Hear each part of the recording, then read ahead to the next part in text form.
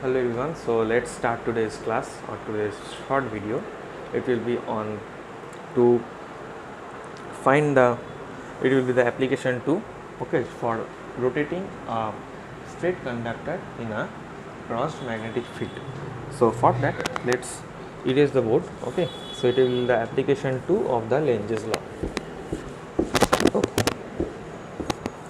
So it will be the application 2 of Lenge's law. Let's give the heading over here.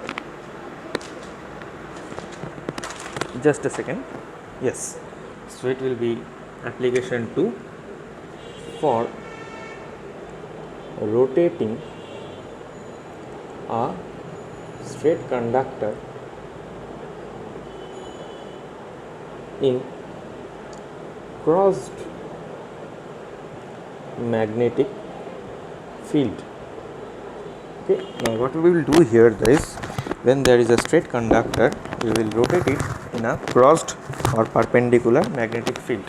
So let's draw the diagram over here. So this is the path of so let us assume that this is the crossed magnetic field. Okay, this is the crossed magnetic field, and this one also. This is the crossed magnetic field, and suppose this is the axis of rotation, and I name it as O, and this is the conductor of length, and this is the conductor, and this is the conductor of length L. Okay, so this is the path of rotation of the conductor, right, and this is the final position of a rotation, and let us assume that this is the starting point of the rotation, and this angle between this is d theta. Okay, and it is rotated with an velocity or an angular velocity of omega, where omega equal to d theta by dt, right, and here is the cross magnetic field. Okay, and this conductor has a length of L. Okay, so this is if this is the cross magnetic field and this my pen is the conductor, I will rotate it in this magnetic field in this direction. See, okay. So what happens here is, first let us find out the area covered by the conductor in time interval dt. Okay, so therefore according to this, suppose the magnetic field is B vector. Okay, so according to this, area covered by conductor in dt is, now for this you have to keep a thing in mind. Now this we know in radian, this thing when the conductor rotates gives a full rotation of this full rotation around this axis, so it will be 2 pi radian, and then the area covered by it is pi L square, as the radius is L. So this is just a rough for your better understanding. So it will be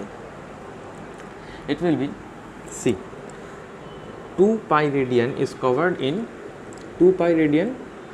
If we rotate it 2 pi radian, it covers an area of pi L square.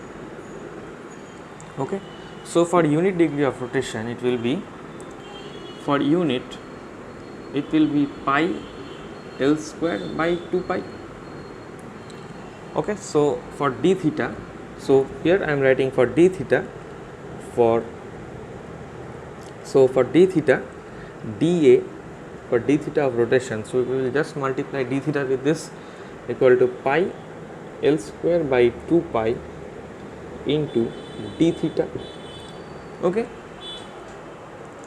after this we will just find out the change in or the magnetic flux cut by the conductor in this time interval, and we know, so flux cut in dt.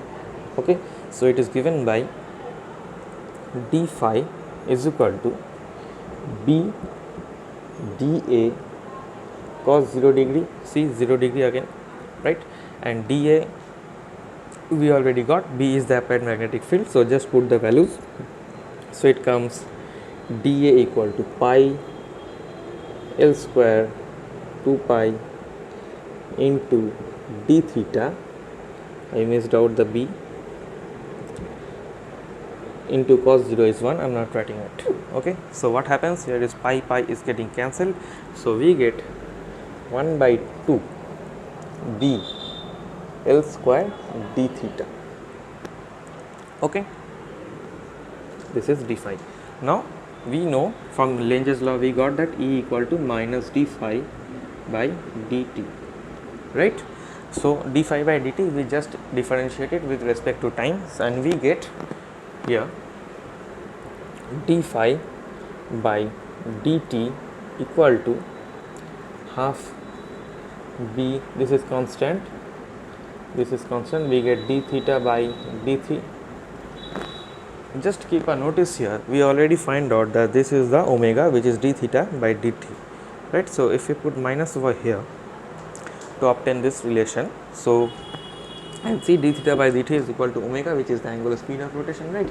So we write here, just remove this, d theta by dt equal to E equal to half b L square, and this is the omega, half b L square omega minus half b L square omega, and this is the motional EMF, expression for motional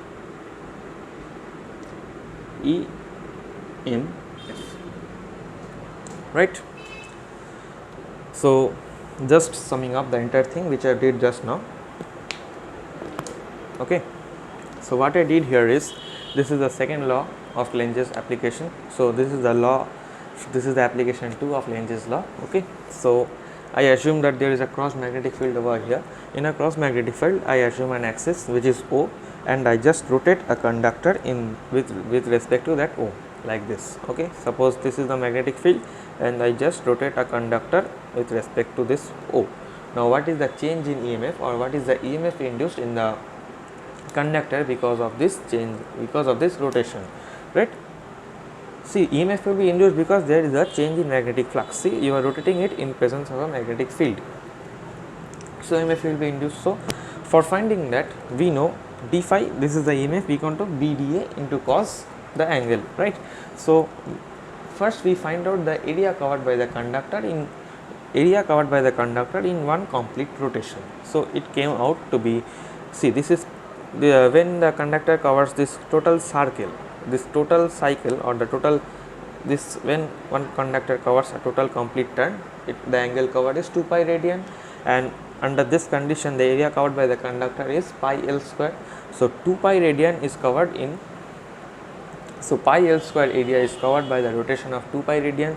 So unit, so for unit angle, the pi L square by 2 pi angle is covered, and for d theta angle you obtained, and so I write here, for d theta you obtain pi L square by 2 pi into d theta. So this is the angle covered in d theta, so I write it over here. So now we find out the flux cut in time interval dt. So in time interval dt, the flux cut by the conductor. So I just put the formula here, which is BDA cos d phi equal to BDA cos 0 degree. So in this, see here in this case it is cos 0 degree because the angle between this and the magnetic field and the area is 0, area vector is 0. So I already found the area, which is pi L square by 2 pi. So pi L square by 2 pi is put, the magnetic field B vector remains as it is, and d phi is yes, and the cos 0 degree is 1, so I neglected it. Okay, so what happens here is we get d phi equal to this pi and pi cancel out, so we bring 1 by 2 outside, and so it becomes b L square by b L square d theta. Okay, now we have to obtain a thing which is from the Lenz law. We get that E equal to minus d phi by d theta dt. I am sorry, this is from Lenz law. We ultimately have to reach to this expression. Okay, so for reaching it, we just differentiate this term with respect to dt, and then we add minus sign on both the side. So this on differentiating it becomes d phi by dt, and here also d theta by d3. Now I have already mentioned while drawing this, the speed or the velocity with which this coil is rotated is omega, which is equal to d theta by d3. So it d theta by dt, it comes here, it will be changing to omega, and this one will be equal to my E, as we just now I have wrote equal to E equal to minus d phi by dt, right.